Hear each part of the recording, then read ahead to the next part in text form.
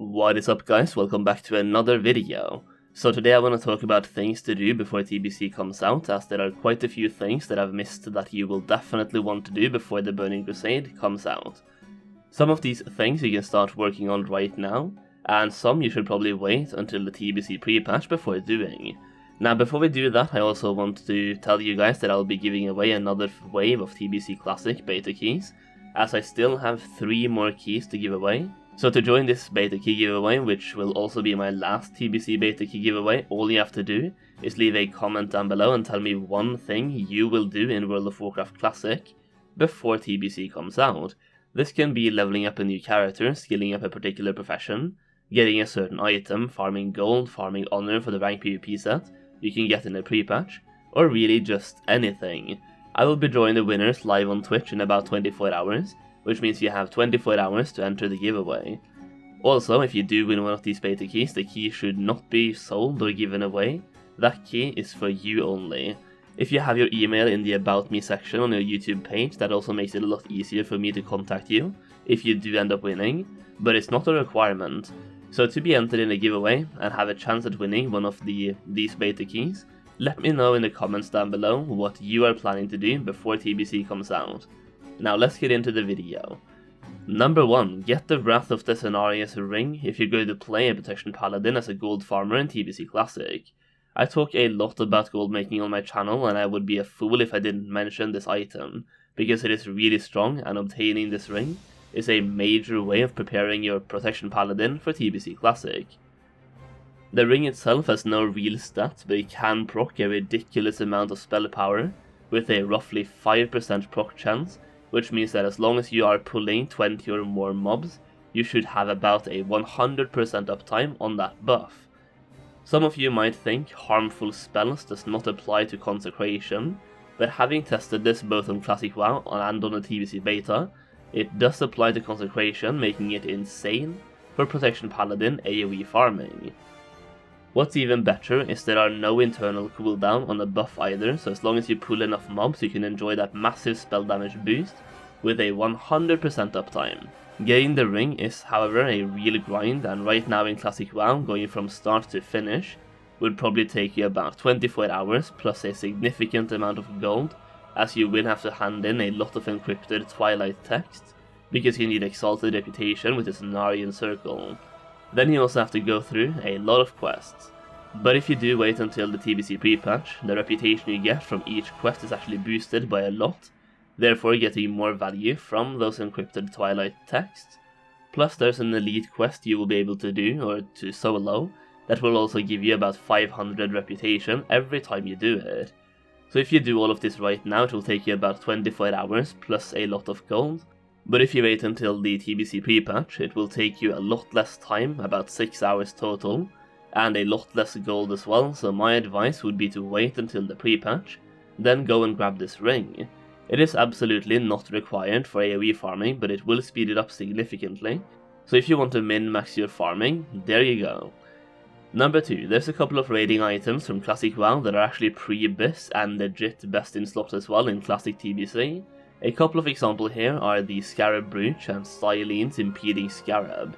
Scarab Brooch is a healer trinket you can get from AQ40, and Stylene's Impeding Scarab is a tank trinket you can get from Blackwing Lair. Both of these trinkets are actually really good in TBC as well, and especially the Scarab Brooch can carry you for a long time and won't be replaced for a while. Both of these trinkets can definitely be worth grabbing. You also have a couple of class-specific trinkets, such as the Scroll of Blinding Light for Paladins, which can be really good for Holy Paladins, but the trinket is actually reworked for TBC, so it isn't exactly the same as it was back in Classic. Same thing goes for the Mind Quickening Gem for mages as well. It gets reworked, it's not as good, but still definitely good. I would also recommend getting the Mark of the Champion trinkets. Number 3, professions. I've mentioned this before, but I'll go through it quickly. Skill up your desired professions. Especially when it comes to gathering professions, this can take quite some time, and you're better off spending that time now and entering Outland with maxed out classic professions.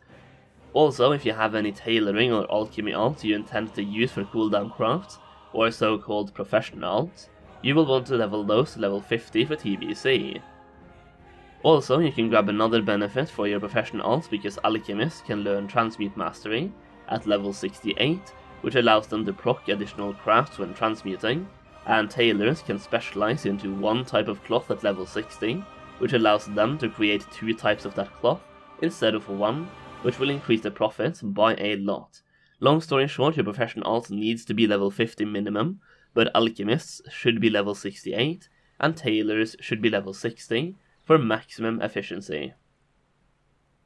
Number 4, if you want any of those juicy PvP titles, you should start farming those now, because in Classic TBC, your highest rank from your Classic WoW will become a title that you can showcase at the side of your name. For example, if your name is, I don't know, Solheim, and you are, just as an example, we'll go with rank 14, you would be High Warlord Solheim if you're Horde, or Grand Marshal Solheim if you're Alliance. That really does have a nice cling to it, if you ask me. Now the thing is, these PvP titles is based on your rank in Classic WoW, and in Classic TBC, the honor system is reworked so you won't be able to get those titles. Number 5, experience the things you want to experience in Classic.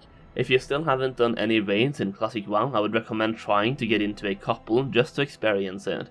Raiding in Classic WoW is such a nostalgia trip for many, and it's also the only version of the game where you will be able to experience 40-man raiding, so make sure you to take advantage of that while you can. Personally, I've stepped foot into every raid except Naxxramas so far, and even though I haven't done too much raiding, I will say that I have enjoyed the couple of raids that I have done, and I'm definitely happy I got to experience it. Number 6, this one's for your min-maxers, and I just wanted to bring this up because I find it hilarious, the lengths of which people are willing to go to for efficiency these days. So people are working their asses off, finding different quests and hand-ins to gain as much experience as possible before stepping foot inside the Dark Portal when TBC comes out. And right now there's actually a spreadsheet of Classic WoW quests you can prepare right now that will take you almost all the way to level 62 before doing anything in Outland. So to be precise, it gives you 1 level and 3 quarters, so you will be at level 61 and 70% into the level, 75% into the level, which is pretty insane considering you can pre-complete these quests right now. This is done by a combination of completing 20 high-level quests, preferably dungeon or raid quests, and also quests that have follow-up quests that are really easy to do, and also getting the items needed for certain hand-in quests that actually do give experience, as well as picking up items that begin a quest when clicked. I will leave the link to the spreadsheet in the video description as well as a pinned comment so you can check out the full spreadsheet if you want to do that.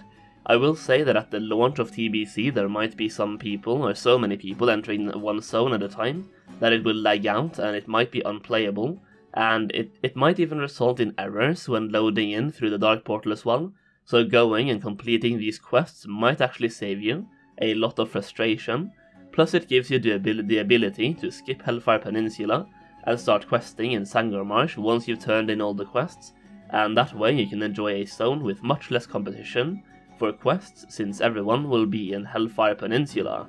And I think that's pretty much it, guys. I just wanted to talk a little bit about a couple of things I haven't covered yet when it comes to what you can do right now and during the pre-patch to prepare yourself for TBC.